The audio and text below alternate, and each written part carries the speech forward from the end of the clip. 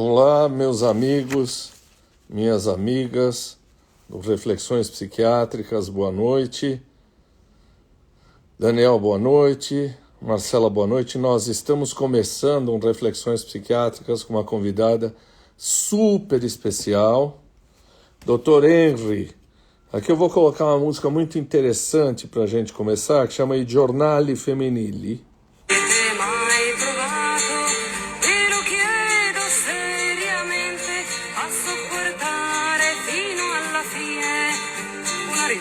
Cosiddetta femminile, io l'ho fatto ed io ho trovato l'idiozia più evidente.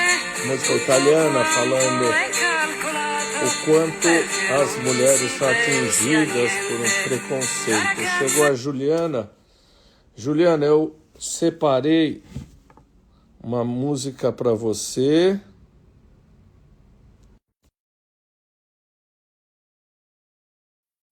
Vamos lá, a hora que a Juliana... Eu quero prestar uma homenagem a você, Juliana. Ela deve estar entrando. Oi! Boa noite, Tati. Boa noite, Juliana. Ó, isso aqui é para você. Vou tocar agora. Peraí. Tá joia.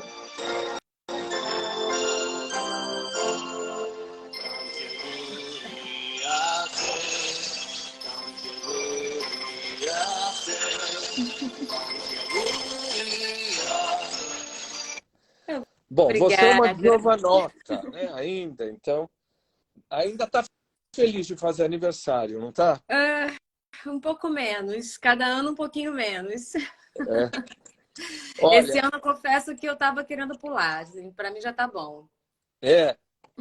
Mas eu acho que todas as experiências boas ou ruins são um aprendizado, eu acho que precisava, né? Não, com certeza. Mas eu acho, bom, inclusive é algo que eu tenho trabalhado hoje na minha literatura, justamente essa questão do tempo e disso, desse momento da vida onde a gente faz um balanço, né, Taki, assim, do que já foi, do que ainda tem, né, e do que a gente ainda quer fazer. E, bom, enfim, eu acho que eu atravessei, ou estou atravessando, ou estou saindo de uma crise de idade. Então, Bom, você até descreve que você vai fazer ginástica, vai fazer dança, vai fazer um monte de coisa e acha aquilo tudo muito extenuante, não é? Mas a gente vai falar disso. Primeiro eu tenho que te agradecer, você não me conhece, eu não sou nem jornalista, nem um brilhante jornalista como você é, então eu te agradeço muito ainda em Roma, onde você mora, deve ser o quê? Meia-noite, 1 da manhã? 1 da manhã. Mas ainda para agradecer a você, viu? Muito obrigado mesmo pela generosidade. Imagina, tá? Que para mim, inclusive, é o melhor horário de todos esse. Todo mundo dormindo, é a hora que eu gosto de fazer minhas coisas mesmo. Então, é um prazer enorme. Tá. A Juliana é jornalista, escritora, missivista das melhores. Tinha uma livraria em Brasília que chamava Rayuela, imagino por causa do Cortázar, né? E me arrisco a dizer que ela faz poesia em prosa, porque esse livro aqui, que está todo marcado, todo rabiscado, quem não leu esse livro está perdendo uma das coisas mais delicadas que eu já li nos últimos anos. Obrigado de novo. Você escreve para a revista Pessoa, que, aliás, eu fui ler algumas coisas que você escreveu. Antes de falar do livro, eu queria te perguntar, por que você teve uma livraria? Eu li, inclusive, um episódio que alguém foi reclamar de um casal de mulheres que tinha lá. Por que você foi para Roma? E por que você se diz feminista? Porque feminista hoje me parece um tema polissêmico. É difícil definir o que é. Foi muita pergunta? Muita pergunta, eu vou tentar responder. Bom, primeiro, em relação a Rayuela, foi uma experiência super linda na minha vida. Eu estava voltando de uma temporada em Londres. Eu passei 2 anos morando em Londres. E quando eu voltei para Brasília, isso era 2004, 2003, 2004. Brasília era uma cidade que não tinha cultura de café, tá? Que, assim, tinham poucos cafés em Brasília e eram tradicionais, antigos e tal, mas não tinha cultura na cidade. E eu sentia muita falta, porque eram os ambientes que eu circulava e que eu gostava de frequentar quando eu morava em Londres. E eu voltei para Brasília, voltei para o jornalismo, mas sentindo que não era ali, não tava feliz, não estava, sabe? E ter uma livraria era um sonho antigo meu. Eu tinha uma fantasia de que, tendo uma livraria, que eu passaria os meus dias indicando livros, trabalhando com livros, lendo e escrevendo. Essa era a minha pretensão. Bom, não foi bem isso, acabou que eu passava o dia com planilha, tabela, fazendo conta, lidando com cliente, fornecedor. Então, assim, foi um tiro meio que saiu pela culatra, mas foi uma experiência muito linda. Começou como uma pequena livraria com café, e no fim dos quase 10 anos que a gente funcionou, era um pequeno espaço cultural. Então, foi muito bonito, assim, a gente fez um trabalho de curadoria super bonito nesses 10 anos. Então, assim, todo mundo que trabalhava, que fazia arte, cultura em Brasília, passou pela Raioela. Então, foi muito lindo. E eu resolvi fechar quando eu tive meu filho, porque eu trabalhava muito, era de manhã até de madrugada, e ficou muito difícil conciliar. O dia que eu me peguei numa reunião, meu filho não tinha nem 3 meses, e eu estava amamentando, e eu olhei, né, ao meu redor, e tinha contador, advogado, chefe de cozinha, uma equipe enorme, e eu amamentando, eu falei, ai, não. E aí eu fechei. Mas foi muito legal, foram quase 10 anos. A outra pergunta Por que era Roma? sobre. Por que Roma? Bom, Roma foi. Depois que eu fechei a Raioela, é até uma coisa que nós temos em comum. Eu sou muito interessada em saúde mental, tá?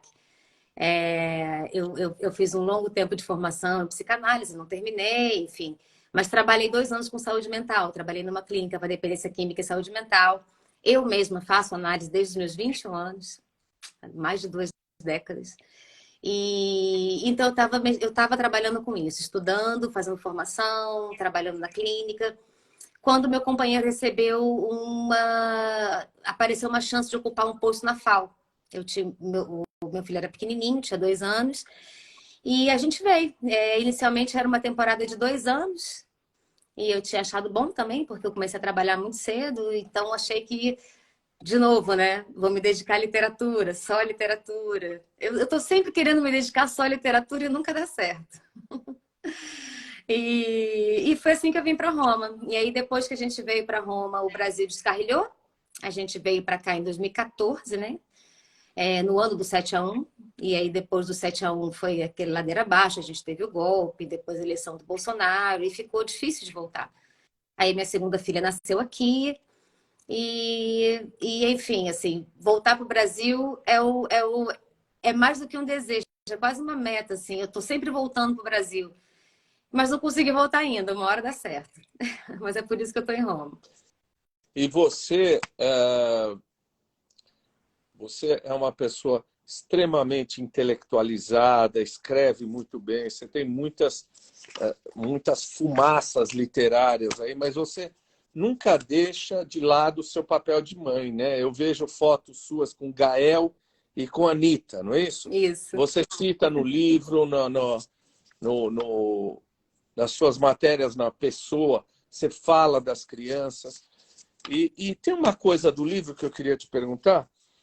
Às vezes, me parece que as suas crianças ficam um pouco confusas quando vêm para o Brasil.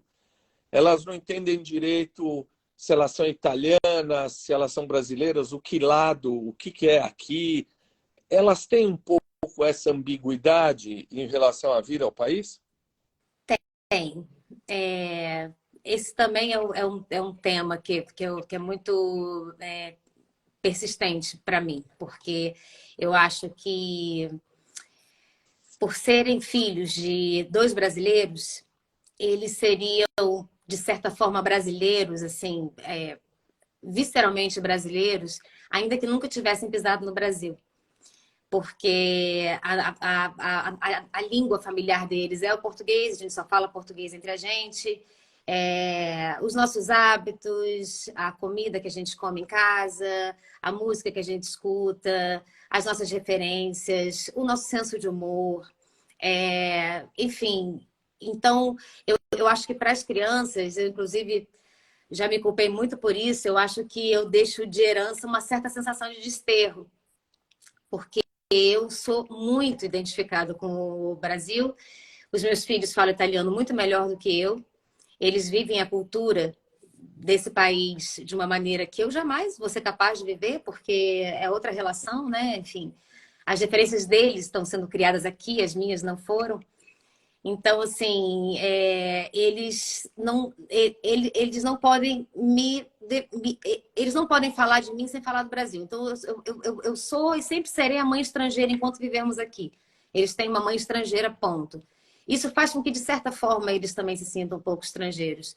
O mais velho chegou aqui com 2 anos e ele é mais brasileiro. Ele está sempre falando em voltar, como se ele também não fosse daqui. Ele fala que ele se sente estrangeiro. A pequena já não. A pequena já está com 8 anos, mas a Anitta, para ela já é mais confuso, assim. Até outro dia ela nem notava que língua que ela estava falando, sabe? Ela mudava de língua sem se localizar direito. Até outro dia ela falava, não, aqui em Brasília, eu falo, não, filha, a gente está em Roma. Tem uma dificuldade de se localizar, sabe? Enfim, eu tento trabalhar isso aqui com eles, trabalho isso também na minha análise, porque eu fico sempre um pouco preocupada com essa sensação de desterro que vira e mexe, eles verbalizam, mas é a contingência da vida deles, né? Também não há muito que eu possa fazer além de estar junto. Mas tem sim essa confusão. E o Brasil, para quem cresce fora do Brasil, quando chega no Brasil, é um país com muito estímulo, né? O estímulo visual, sonoro, sensorialmente, eu acho que o Brasil é um país muito grande, assim, para você aprender com seus sentidos. E isso deixa eles muito confusos, com certeza. A quantidade... Coisas bobas, tá? Por exemplo, a gente aqui convive com pouquíssimos insetos. E eu sou de Brasília, uma cidade que tem muito inseto.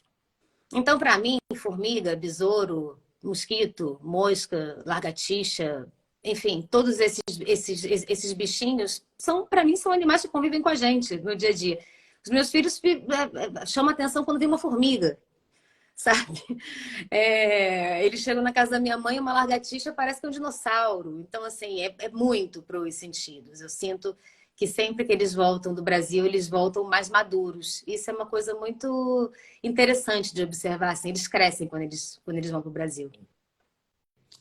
O Jamil entrou aí, está te vendo aí, não sei se você viu a entrada dele aí. Não vi. Eu vou dizer ao Jamil, por favor, eu já pedi até para o Fábio Panunzio, que é meu amigo, falar com o Jamil para ele me dar uma entrevista. Quem Vou sabe falar agora. com ele. Fala com ele. Eu estava dizendo para você que feminismo é uma palavra polissêmica hoje, né? Tem feminismos e feminismos. Quando você se anuncia feminista, o que quer dizer isso? Olha, tá, que eu acho que o feminismo é um movimento que sempre foi muito difamado e tem sido cada vez mais difamado porque está incomodando muito. Mas eu acho que todas as pessoas bem intencionadas, com o coração no lugar certo, sem saber, são feministas. Porque o feminismo nada mais é do que a reivindicação legítima das mulheres por direitos, liberdade e autonomia. Algo que os homens consideram um direito pleno, né? Assim, sobre o seu corpo, sobre a sua vida, sobre as suas escolhas. E as mulheres não. Então, eu acho assim que o feminismo, eu acho que é a mais importante das revoluções e a mais importante das bandeiras. Então, assim, eu faço questão de me apresentar como feminista desde que eu me entendo desde que eu entendi, desde que eu me entendi habitando um corpo de mulher. Sem dúvida, é a minha militância mais antiga, mais aguerrida, é uma militância que não tem descanso. Eu não acredito em nenhuma outra revolução que não comece pela igualdade de oportunidades, direitos, autonomia e liberdade entre gêneros. E agora, sem dúvida, me apresentar como feminista afasta algumas pessoas, vem carregado de preconceitos. E eu acho que esse é mais um motivo para reafirmar essa minha posição política como feminista. E até para desmistificar um pouco isso, sabe? Assim, eu acho que é, é, é muito interessante para o status quo e é uma artimanha do machismo, do patriarcado, justamente criminalizar o feminismo, estereotipar as feministas, esvaziar o significado e a importância do movimento. E então eu sou bem chata com isso, sabe? Assim, em relação ao direito das mulheres, em relação à nossa maneira. Porque, veja, as mulheres habitam o mundo e vivem num mundo que não foi inventado por elas e não foi feito para elas. Então, assim, nós nos adaptamos num mundo feito para os homens, aonde os nossos pequenos avanços são rapidamente apropriados pelo machismo. Aquela frase de Simone é sempre muito atual, né? Basta qualquer tipo de distúrbio, qualquer tipo de... para que as mulheres vejam seus direitos ameaçados. É a mais pura verdade, a gente vê. Né? Mudou um governo, já tentam mexer nos pouquíssimos direitos que nós temos assegurados. Os pouquíssimos direitos que temos assegurados, por exemplo, em relação ao aborto, é difícil até de exercer. Né? Uma menina é estuprada com 10 anos, ela tem direito legalmente a esse aborto, ela não consegue fazer. Então, assim, nem os direitos que já nos são assegurados, nós temos acesso. Então, assim, realmente é uma palavra que eu não recuo. Ensino minha filha e falo com todas as meninas para não recuarem, para não ficarem com medo, porque é a única maneira da gente pressionar e tentar mobilizar, porque assim, é muito pesado, sabe? E olha que eu tô te falando isso do alto dos meus privilégios. Eu sou uma mulher lida como branca, que tive a oportunidade de estudar, enfim, tenho uma situação socioeconômica relativamente tranquila e ainda assim é muito complicado. E na militância, nos diversos grupos que eu participo, enfim, as histórias são muito complicadas, assim, muitas mulheres estão nesse mundo como sobreviventes, sabe? Assim, é uma luta todos os dias. Eu sei que a vida não está fácil para ninguém, eu sei que é difícil para todo mundo, mas as mulheres já entram nessa disputa numa desvantagem muito grande. Então, realmente, eu acho que o feminismo é uma... talvez seja a mais importante das lutas identitárias, digamos assim. E veja, identitário também é um outro conceito que está sendo super difamado, né? As pessoas não gostam quando as minorias se levantam e pedem protagonismo.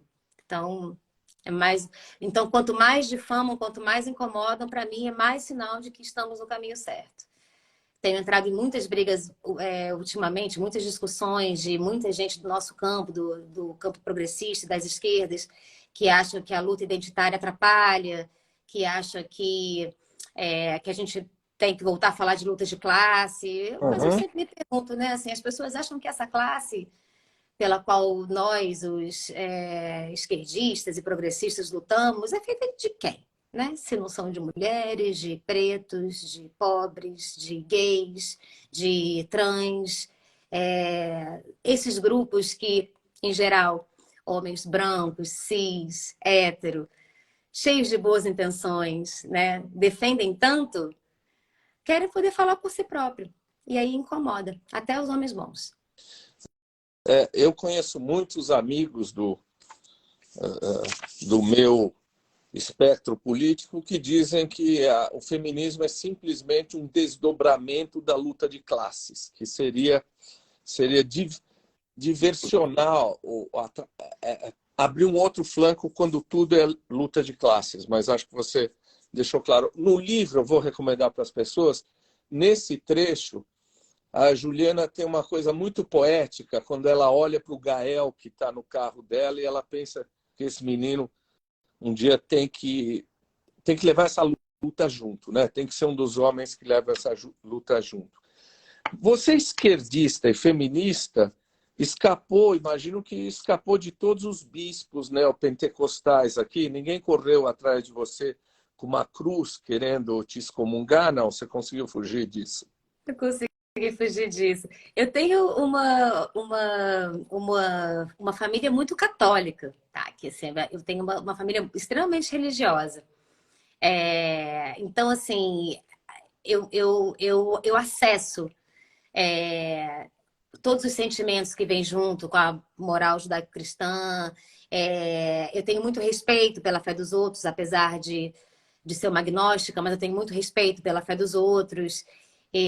Mas não, nunca fui perseguido pelos religiosos, não. Eu sou mais perseguida pelos machistas, na verdade. É? São eles que me suportam. Mas você é agnóstico ou você é ateia?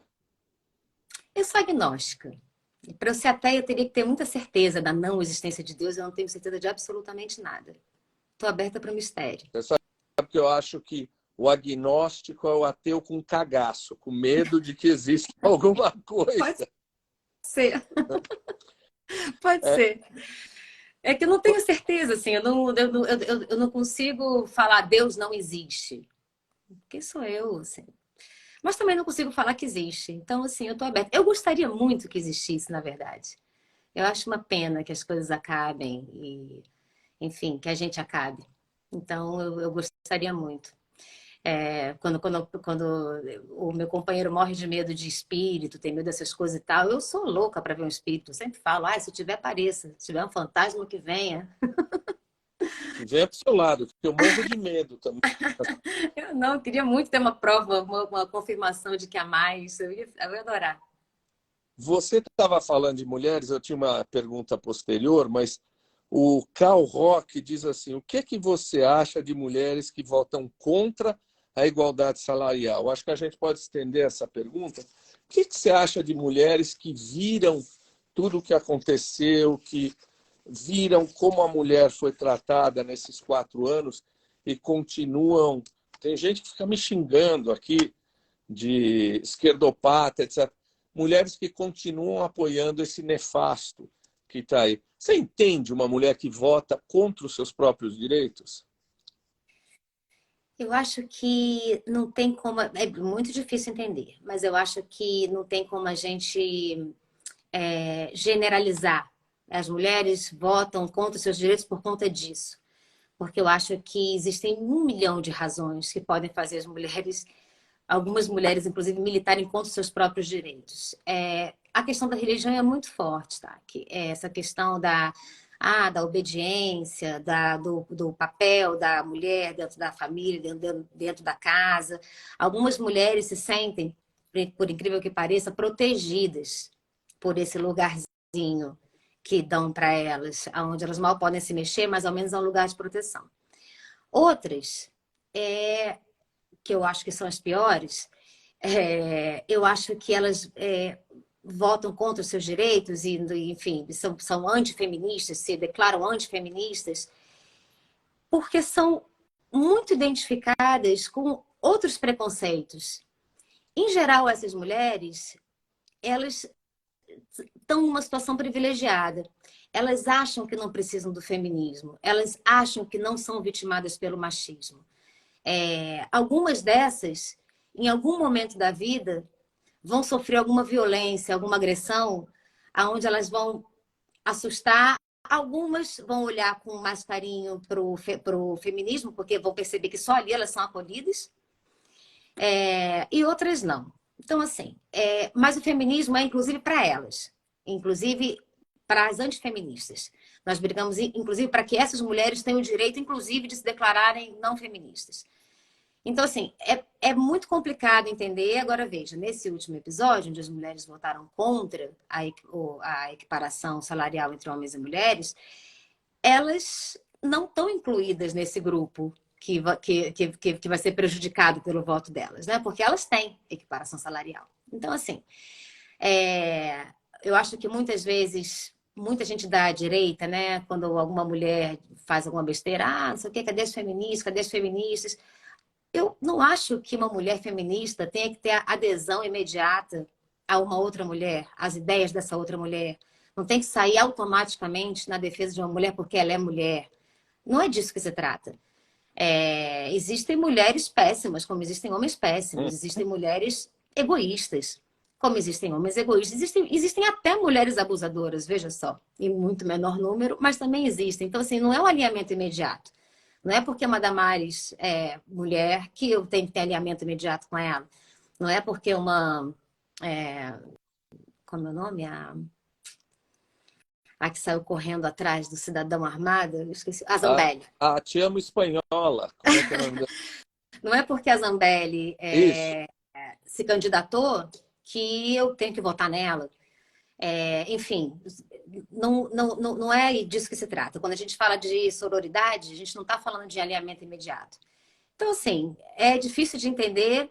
Eu acho que muitas mulheres se dizem antifeministas por ignorância e por um desconhecimento mesmo do que se trata.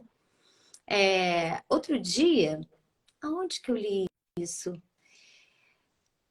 Daqui a pouco me vem, mas foi alguém que tem um espaço público.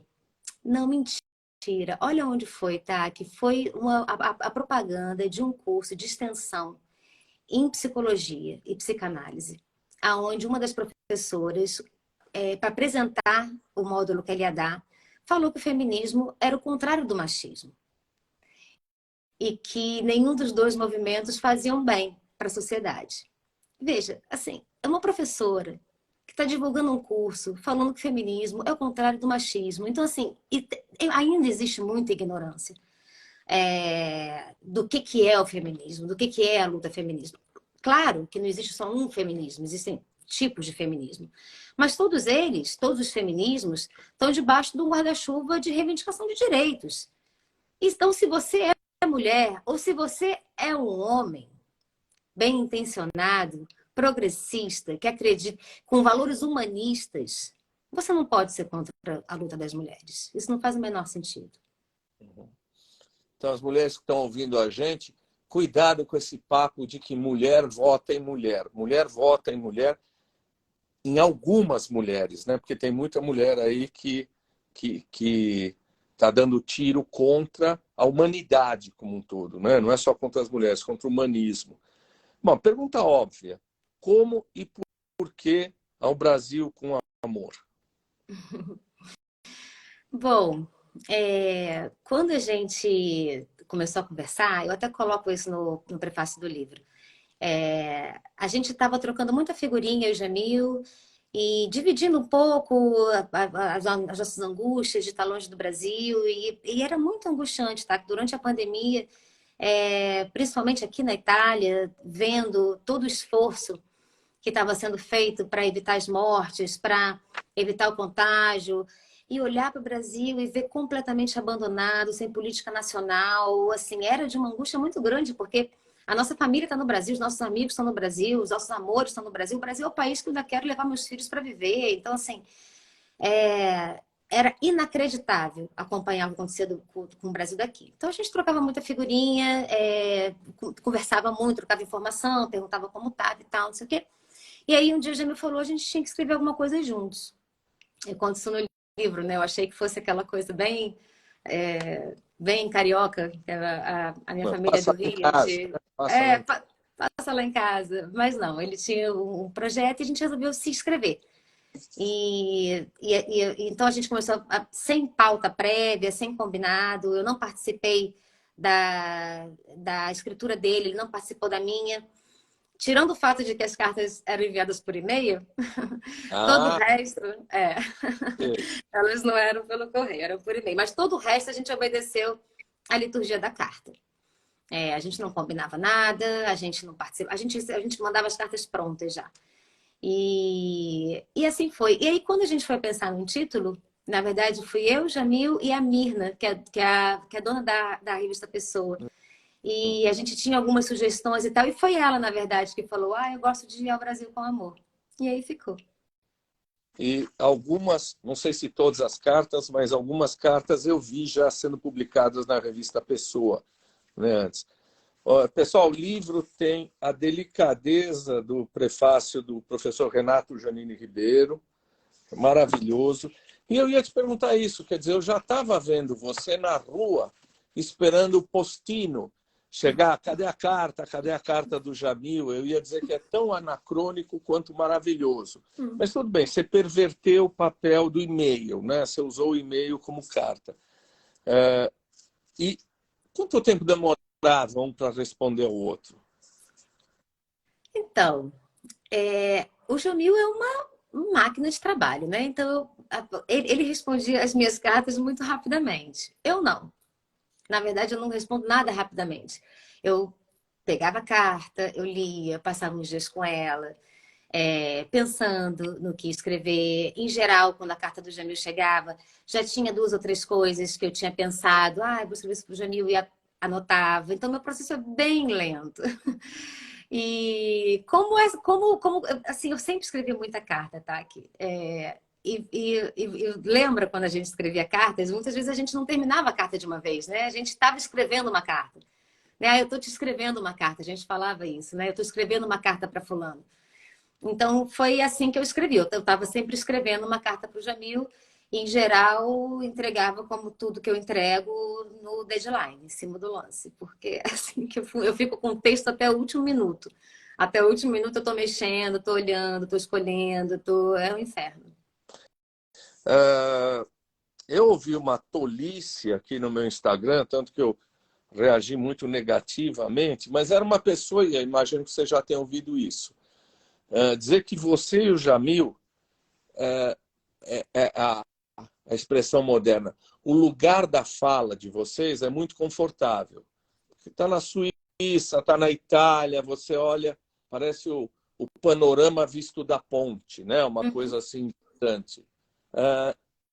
Eu acho que isso prejudica e facilita olhar para o Brasil, não é? O que você pensa? Olha, primeiro eu acho que é verdade. Eu e o Jamil estamos no o nosso lugar de fala é um lugar de fala de pessoas privilegiadas. Isso não é mentira, é verdade. Olhar para o Brasil, de fora do Brasil e desse lugar de privilégio, para quem tem o coração no lugar certo, é muito doloroso. Na pandemia, isso ficou mais doloroso, porque na pandemia, todos aqueles privilégios que a gente não costuma se haver no nosso cotidiano, na nossa rotina, eles gritavam na minha frente. Da minha experiência, tá? Que assim, eu lembro que teve um dia que eu tava aqui com a minha família, a gente já estava, sei lá, uns 2 meses trancados em casa, e eu li alguma coisa e me veio um pensamento rápido, tipo, nossa, em 2 meses eu não tive vontade de comprar nada. E aí eu parei e falei, é claro que eu não tive vontade de comprar nada, porque eu tenho tudo. Eu tô trancada em casa, mas eu tenho livros, eu tenho discos, eu tenho comida, eu tenho calor no inverno, eu tenho frescor no verão, enfim, eu tenho saúde. Então, de fato, não é o meu a minha pretensão anticapitalista que me fez não ter vontade, necessidade de comprar nada, mas sim uma situação de privilégio. Então, assim, eu concordo que realmente o que eu não concordo é com essa tentativa que algumas pessoas têm de caçar o nosso direito de olhar para o Brasil e falar do Brasil porque estamos fora do Brasil. Isso eu não concordo. Por 1 milhão de motivos. Primeiro, porque eu sou brasileira e eu posso falar do lugar aonde eu vim. Então, assim, eu sempre reajo mal e eu. Por quê? Por quê? Segundo, uma pessoa hoje que mora fora do Brasil, ela está tão bem ou tão mal informada quanto quem mora no Brasil. Uhum. Isso é indiscutível. Porque se você está no Brasil, mas não está andando na rua, se você está se informando por determinados meios, e se você está dentro de determinadas bolhas, você tem uma visão tão parcial quanto a minha.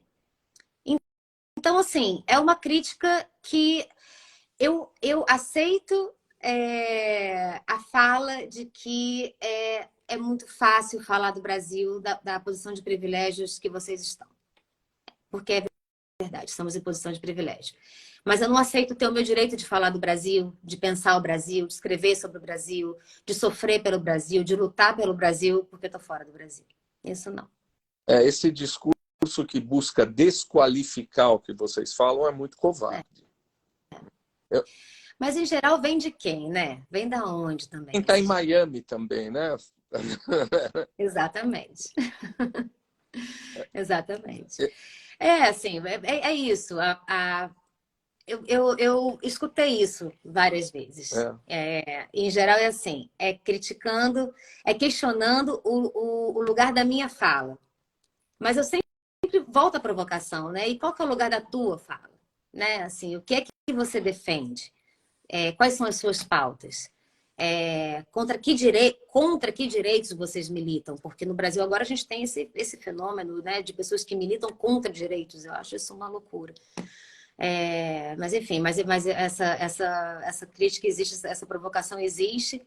Eu não dou muita bola para ela, para ser bem sincera. Assim, eu sempre acho que ela vem, que é um tipo de desqualificação que não gera debate, né? Porque você não debate ideias, você debate se o outro pode ou não pode falar. E eu já vivi muito para achar que eu não posso falar. Eu posso falar, sim. É um erro da lógica que se chama ad hominem. Né? Em vez do argumento, ele desqualifica a pessoa. Você estava falando de estar na sua casa com tudo, não precisa comprar nada. Eu lembrei... bom, como você vê, tem a bandeira da Grécia aqui atrás, então prezo muito a cultura grega. Tem um episódio do Sócrates, que ele vai à Ágora, à feira, olha, e sai sorrindo.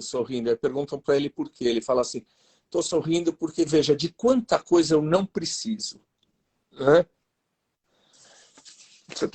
Eu acho que a pandemia, um dos efeitos dela foi também colocar as coisas em ordem de prioridade, pelo menos para mim. De repente a gente olhava em volta e falava, eu estou priorizando as coisas que me fazem feliz, né? Assim, e muitas delas a resposta era não. Uma coisa que eu ouvi você falar, acho que você já me falando, a minha impressão, e ela se confirmou quando eu ouvi você falar, é que na Itália, em alguns países europeus, na Grécia, onde eu tenho uma proximidade maior, havia uma verdadeira guerra de um povo unido, inclusive médicos, que aqui nos envergonham muito, né? Contra o vírus. Não importava o partido e tal. Ficava uma impressão aí na Itália, ou no mundo civilizado, estou provocando agora, que olhava para o Brasil e dizia, que barbárie é essa? Que maluquice é essa? Ao contrário de certas fake news que diziam que o nefasto era muito elogiado aí fora. Mas o que vocês viam no Brasil era algo insano para o italiano? Era algo insano, e não só para a gente, para todos os estrangeiros também, porque o Brasil tinha uma imagem no imaginário das pessoas, né, dos estrangeiros. O Brasil figurava com uma imagem de um país, de certa forma, muito sólido, respeitável, do lado certo das lutas, com uma diplomacia que sempre foi muito respeitosa, né? E, enfim, e depois dos governos Lula, muito altiva. O Brasil, a minha impressão é de que o Brasil era um país, talvez não o Brasil, mas talvez o brasileiro fosse considerado um povo confiável, lógico, né? Dentro do referencial das democracias ocidentais. E a percepção foi que o país pirou. Durante todo o governo Bolsonaro, nós éramos abordados com isso. O que acontece no Brasil? O que está acontecendo? Por que um povo como o povo brasileiro elege para presidente um homem que diz textualmente: a minha especialidade é matar? O que aconteceu com vocês? Era uma pergunta muito difícil de responder, né, Taki? Assim, eu acho que a gente vem tentando responder essa pergunta há anos, né? Pelo menos a resposta que eu dou para essa pergunta, ela vem mudando. Eu lembro que no começo, na época da campanha presidencial ainda, eu não acreditei até o último momento que o Brasil fosse eleger Bolsonaro. Foi realmente um susto para mim. Eu achei que a gente não fosse chegar tanto. Mas no comecinho disso, eu achava... Uma vez eu escutei o Safatli falar sobre isso. Eu falei, exatamente isso. Eu achava que se a gente explicasse bem direitinho, as pessoas iam entender. Eu achava que era uma questão de entender o que estava acontecendo. Uhum.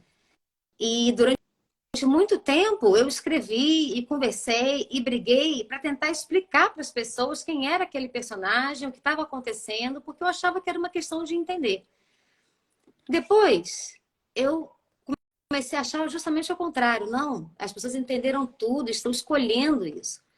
Ninguém vota nessa pessoa se não for profundamente identificada com os preconceitos que ela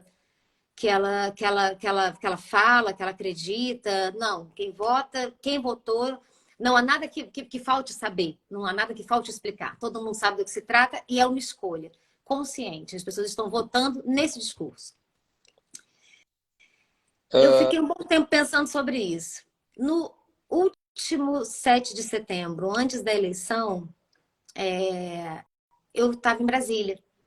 E eu fui para a Esplanada. Eu queria ver. Estava muito tempo fora, a gente estava na véspera da eleição, e, né, mais um mês ia ser eleição.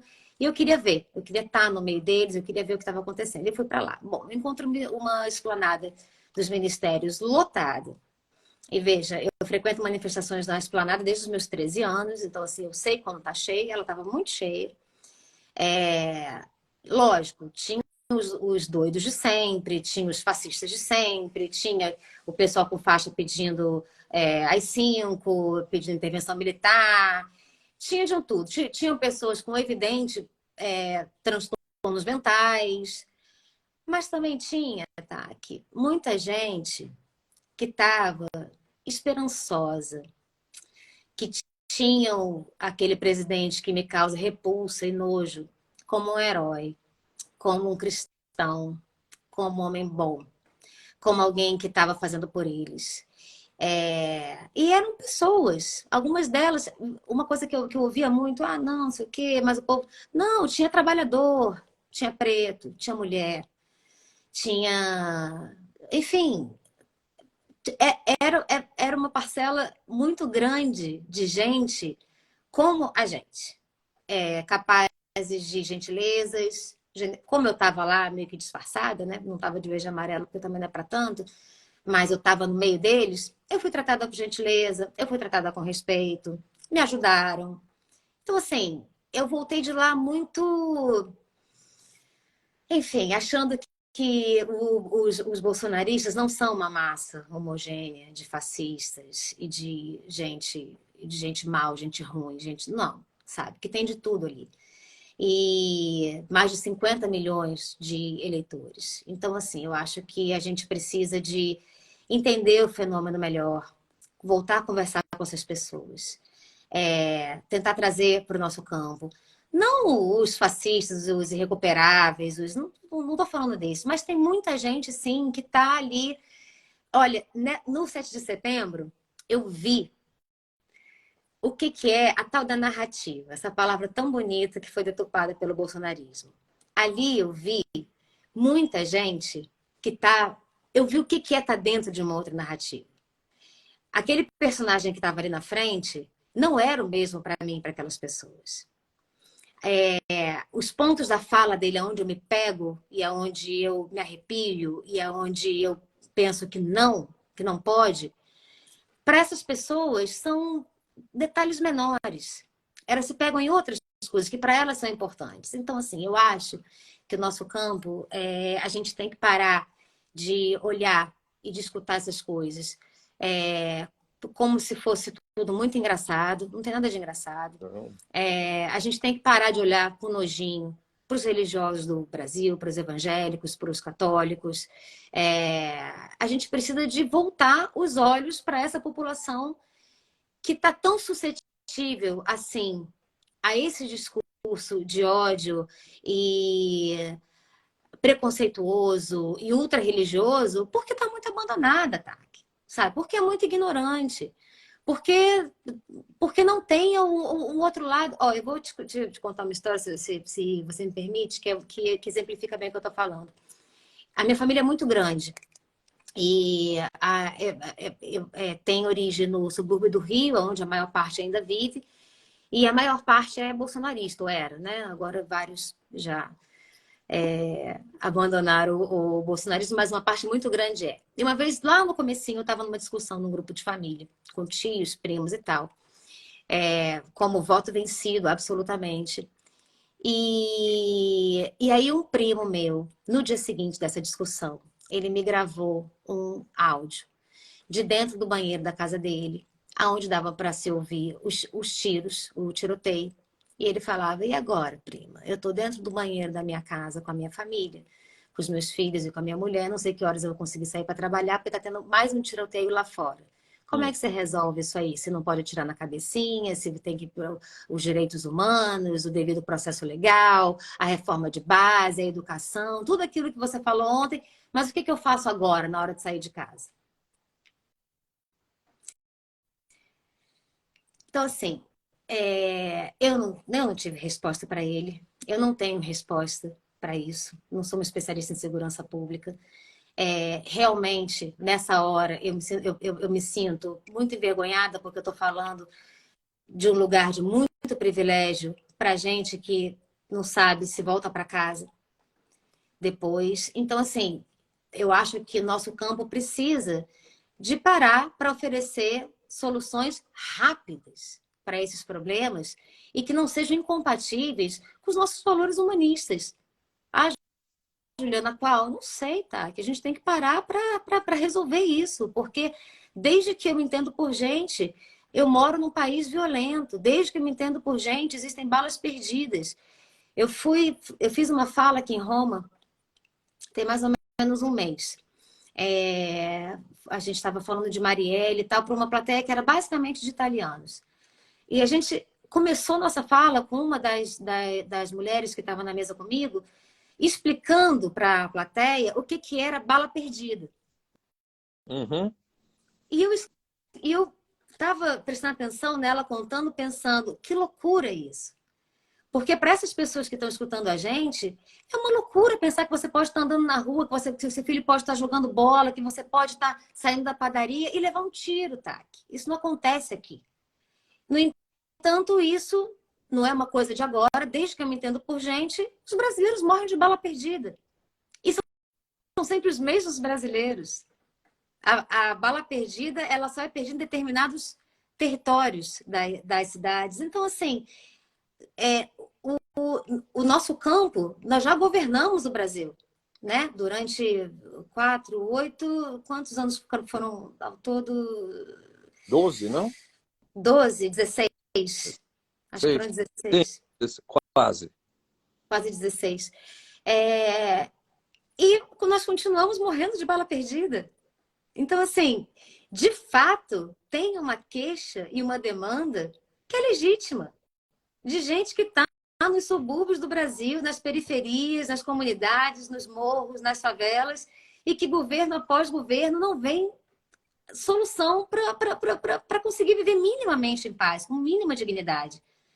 Então, acho que nesse vácuo, um discurso como antissistema, enfim, bandido bom é bandido morto, funciona como um consolo, porque é uma maneira de mudar, de acreditar que vai mudar aquela situação de precariedade aonde eles vivem, aonde seus pais já viveram, aonde seus filhos estão crescendo.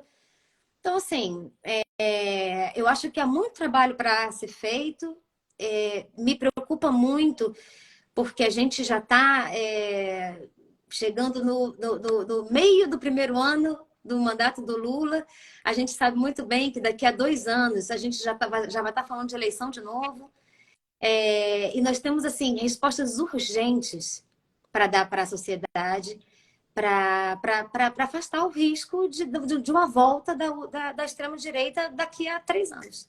Uhum. Tem gente aí assistindo você que são muito queridos. O Martin Müller é um grande tenor brasileiro que hoje vive na Alemanha. E quem estava aqui, acabei de ver, Andréa Del Fuego. Ai, que linda, que linda. Andréa, estou lendo Malaquias, na metade, daqui a pouco vou falar dele. O nosso colega Tasso Adoni, Estava recomendando um livro, depois, Tasso, você me diz por quê. Retorno a Reims, Didier Eribon, é isso? Eu só queria te comentar, na história da psicoterapia, psicanálise, filosofia, quando a lógica briga com o afeto, ela sempre perde. Né? Então, essas pessoas parece que são inexpugnáveis à argumentação lógica, porque vê uma raiva de alguma coisa muito mais primitiva, é uma coisa muito mais límbica, né? Eu vejo raiva nessas pessoas assim, é um recalque, é um medo, é um preconceito. Vejo o homem branco cis se revoltar contra o movimento LGBT, quer dizer, todo mundo achando que esse cara é o paladino de alguma causa, né? Ele nem é o paladino da segurança, né? Você estava falando das pessoas esperarem que algo seja resolvido, também não. O que eu ouvi ontem de uma carioca, amiga minha, é que o Rio se tornou o paraíso das milícias, né? Tá tudo dominado. Então, ele soube captar a esperança das pessoas e, embora não fazendo nada, soube manter essas esperanças, né?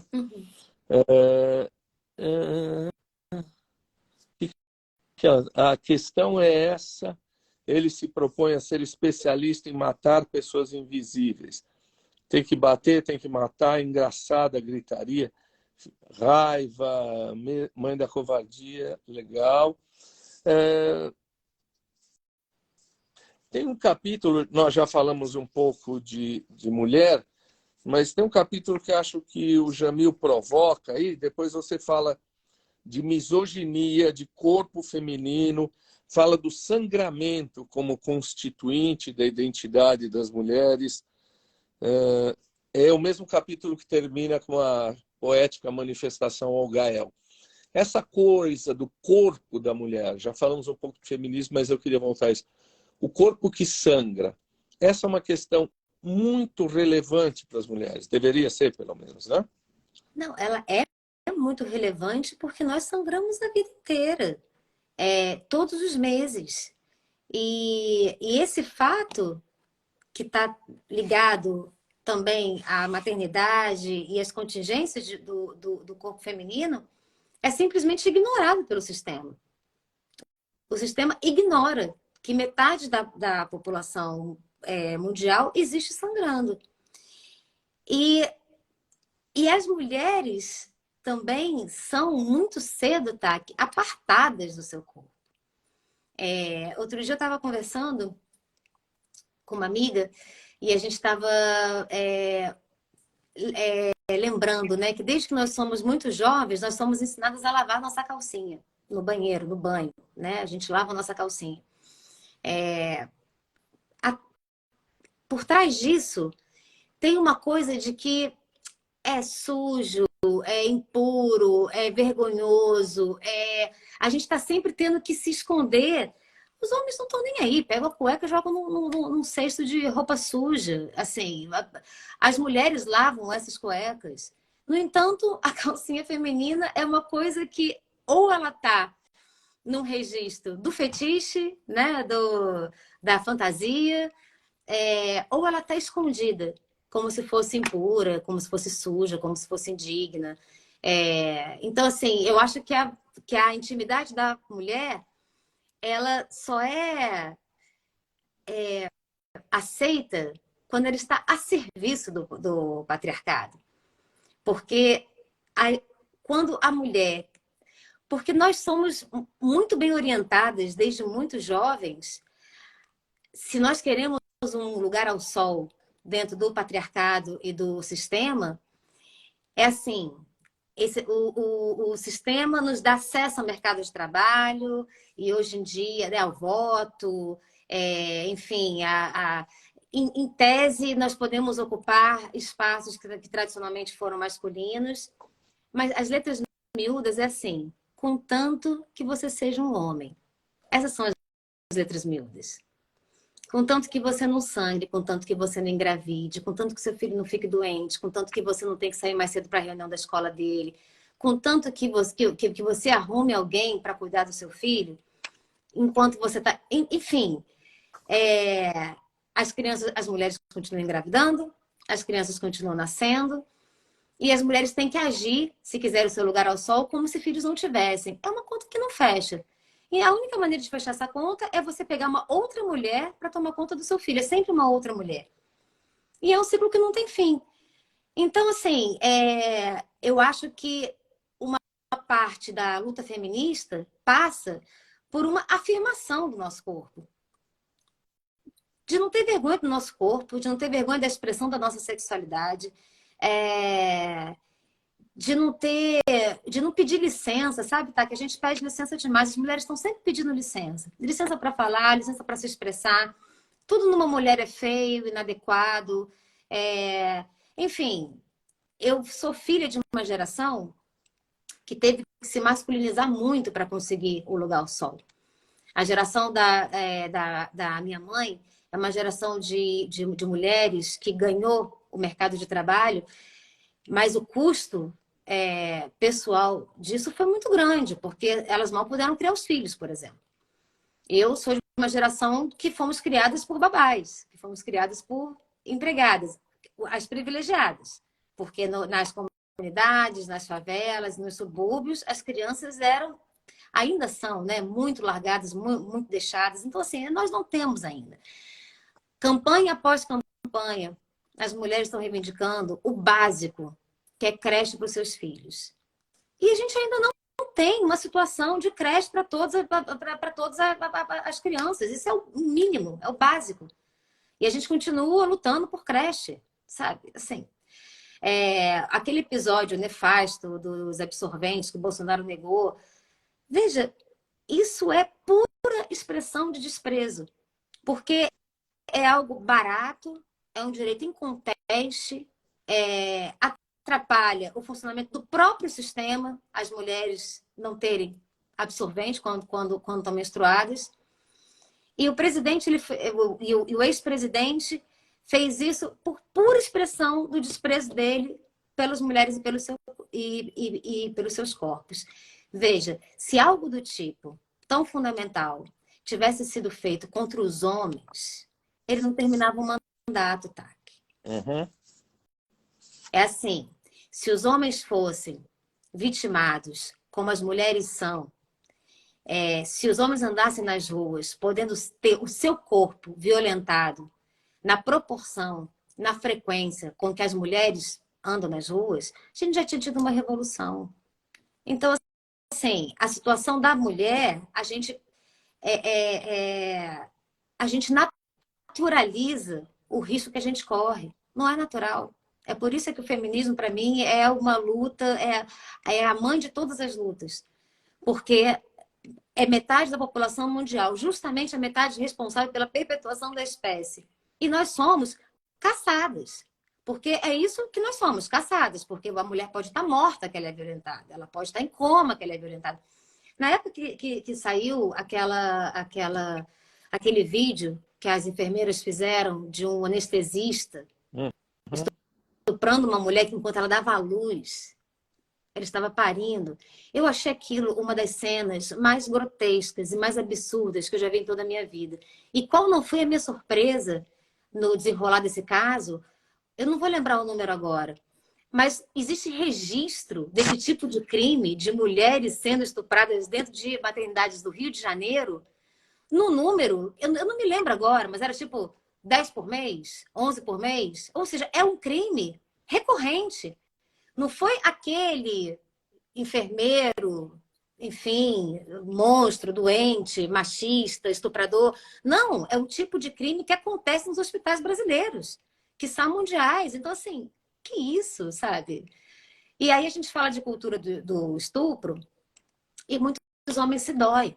Mas é disso que se trata. Existe uma cultura de estupro. É aceitável.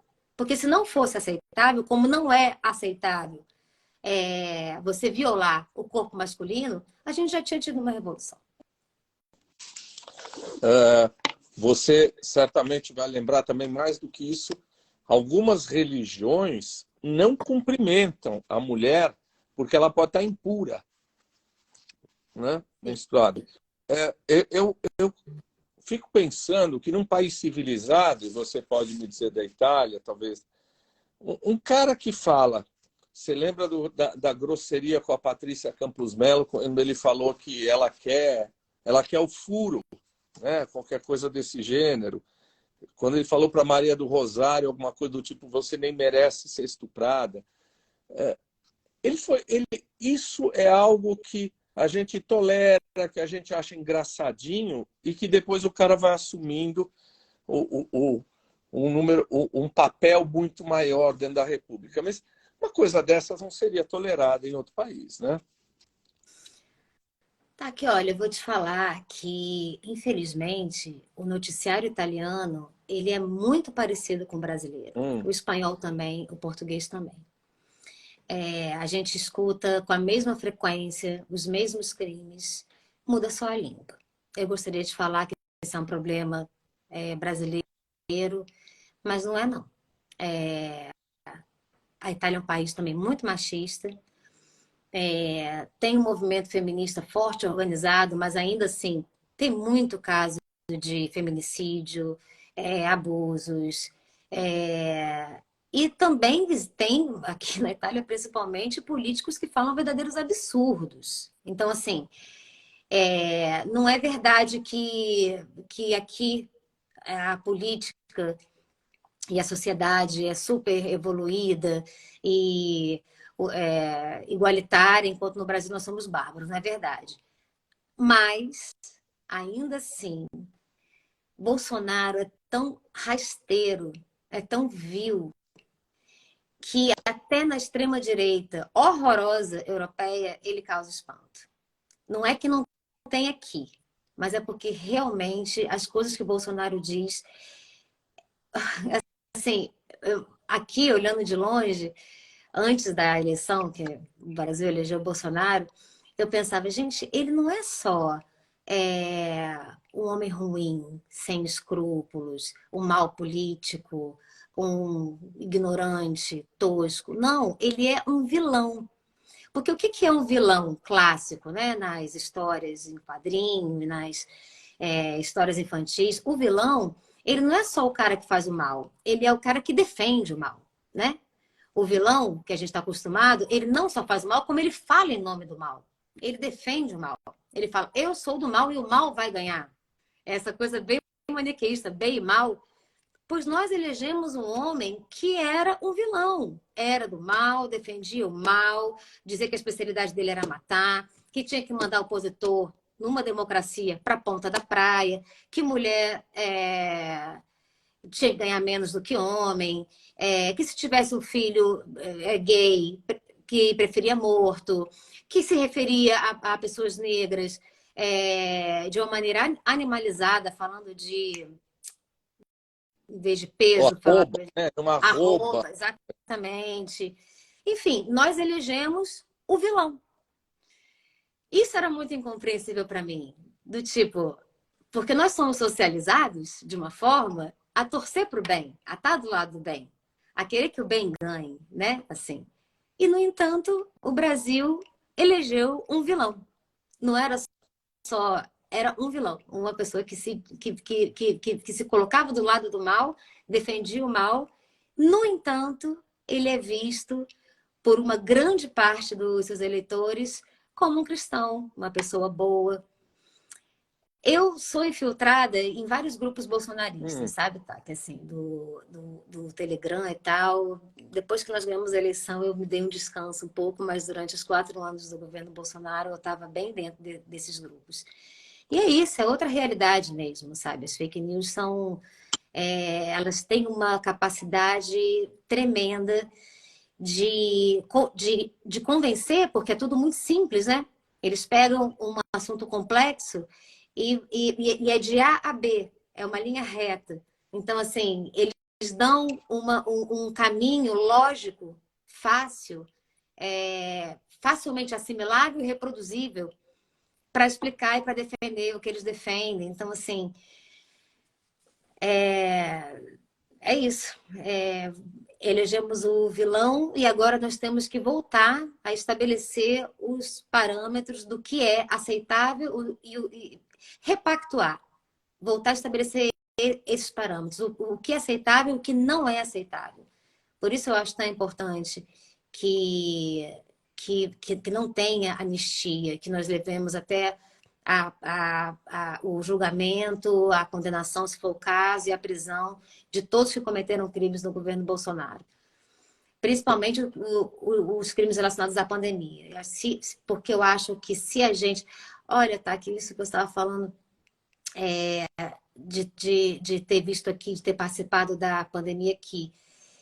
Uma coisa que me dói muito é porque eu vi esse país aqui todo unido, junto, combatendo esse inimigo, muito cioso, muito responsável, muito solidário uns com os outros. E hoje, 3 anos depois, nós já estamos sem as mascarinas, nós já estamos, enfim, todos vacinados e tal, mas a pandemia foi um trauma. É evidente que essa sociedade hoje é uma sociedade diferente da que era há 3 anos atrás. Eu lembro que na época da quarentena eu ouvia de muitas pessoas, dos mais velhos, que tinham uma memória, uma referência mais forte da guerra, traçando muitos paralelos. Se falava muito sobre isso, tinham muitas histórias. E esses episódios onde o povo se une ajudam a forjar o caráter desse povo, né? E eu acho uma pena que no Brasil nós não tenhamos aproveitado esse trauma para fazer algo com ele, sabe? Algo que nos fizesse sair depois desses 3 anos, do outro lado do túnel, com o nosso caráter, enquanto povo, mais forte, mais... Criar essa memória de resistência, de união, de solidariedade. Nós não fizemos. A quarentena no Brasil foi freestyle, cada um fez como quis, como pôde, principalmente, né? Cada um se protegeu da Covid de acordo com a extensão dos seus privilégios no Brasil. Isso é uma loucura, porque não tinha um comando central. Bom, o pior que nós podemos fazer com essa experiência é deixar sem julgamento e sem punição os responsáveis por mais de 700 mil mortes. Isso a gente não pode fazer. E a gente sabe, como ser humano e como gente que passa por terapia e experiências, que uma situação muito traumática, ela precisa mexer profundamente com você. Você tem que mudar diante disso. Perdoar esses caras é como o povo dizer que passou por tanto enterro, por tanta morte, e que bola para frente, né? Não aconteceu nada. Você não ganha experiência diante disso, não é? Claro, e a gente a gente aduba o terreno para a próxima negligência, para o próximo abandono, enfim, para o próximo crime. Assim, nós temos que parar de admitir que as pessoas em posição de poder no Brasil ajam contra a população como criminosos, a começar pela nossa polícia. Nós temos uma polícia que mata cidadão. Isso, sim, é escandaloso aqui. O machismo não é escandaloso. O machismo é a mesma coisa no mundo inteiro, com pouquíssimas nuances. Mas isso é escandaloso aqui. Uma polícia que assassina sistematicamente a população mais vulnerável do país seria um escândalo em qualquer país europeu. Pode falar. Isso acontece no Brasil sistematicamente. Nós temos uma polícia e isso é tão introjetado no brasileiro, enquanto povo, que bom, ao menos vou falar da minha experiência, não vou generalizar, não. Mas a polícia, para mim, no Brasil, sempre me deu uma sensação de insegurança. A polícia aqui na Itália, os carabinieri aqui, eles são funcionários públicos que estão nas ruas para me ajudar. Então, assim, tudo que eu preciso, e eu já precisei muito como estrangeira, como com 2 filhos pequenos aqui e tal, todos os problemas que eu tenho, eu recorro à polícia. Eu não tenho medo da polícia. No Brasil, a polícia me dá sempre uma certa apreensão, um certo medo. Mas por quê? Porque na época da minha livraria, eu tinha que pagar a ronda da minha quadra, porque se não pagasse a ronda da minha quadra, veja, uma ronda que é da Polícia Militar, que deveria, a ronda que eles fazem está incluída nos impostos que eu pago. Eu não teria que pagar funcionários públicos para fazer a ronda. No entanto, se eu não pagasse, minha loja era assaltada. Então, assim, a gente... Isso sim é um escândalo. Então, assim, eu acho que nós não podemos mais admitir que pessoas em posição de poder, governantes ou agentes públicos ou funcionários públicos continuem agindo contra a população. Porque nós temos uma polícia hoje que defende o patrimônio contra o povo. É basicamente isso, é uma polícia que existe para defender patrimônio. Uhum. Existe um diagnóstico em psiquiatria que chama personalidade psicopática ou sociopata, ou frio de sentimento. Isso descreve bem, quer dizer, um indivíduo que não empatiza com a dor do outro, que o tempo todo é grandiloquente, se acha maior que todos e não empatiza com a dor do outro. Longe de eu estar fazendo qualquer diagnóstico de pessoas que discutimos aqui, porque senão o CRM me chama e me dá uma bronca, uma punição, mas é só para a gente, de repente, pensar do ponto de vista teórico. Olha, a Flávia Monteiro deve ser sua irmã, né? Minha irmã. E quem é CCAFS Cafaro? Também é sua irmã? Não. Mas ela chama irmã. Eu tenho a minha irmã só. Eucasiamania diz que não te vê há tantos anos e que está tão saudosa de te ver. Brandon Thelma dizendo que você botou o dedo na ferida, que você é maravilhosa. Bom, ela só está dizendo tudo o que nós estamos achando de você. Antes da última pergunta, eu estou falando com a Juliana desse livro que ela... Jamil Chad e Juliana Monteiro escreveram, que, olha, pessoal, tem que ler. É quase um carimbo de brasilidade ler esse livro e muito poético. A última pergunta é, eu ouvi rumores de que você está escrevendo outro livro e aí talvez uma ficção, é isso mesmo?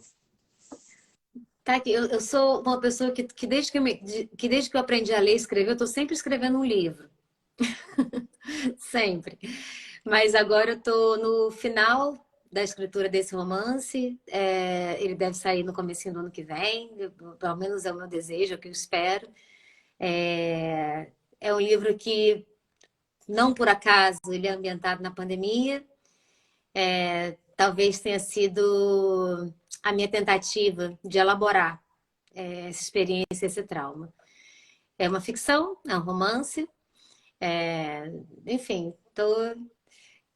espero terminar em breve, falta bem pouco, e para começar a trabalhar ele desse ano para o ano que vem. Dona Cida, me perdoe, ontem foi o Dia das Mães e a senhora está aí prestigiando a filha. Um super beijo, parabéns pela família que você tem, pela filha que está aqui diante de mim. Ju, me perdoe chamá-la de Ju. Imagina. Ou eu sei que você passou até do tempo que você deve dedicar à família. Eu vou dizer de novo que é serviço militar obrigatório. Na verdade, serviço civil obrigatório ler o livro deles. Super obrigado. Eu não sei se esse neófito aqui deixou de perguntar alguma coisa relevante. Se você quiser falar de alguma última coisa antes da gente encerrar. Não, tá. Foi uma delícia o papo. Obrigada pelo convite. Um grande prazer. Eu já te acompanhava, conheci o teu trabalho, mas foi um grande prazer poder conversar com você. Bacio. Até a próxima. Até. Tchau, tchau.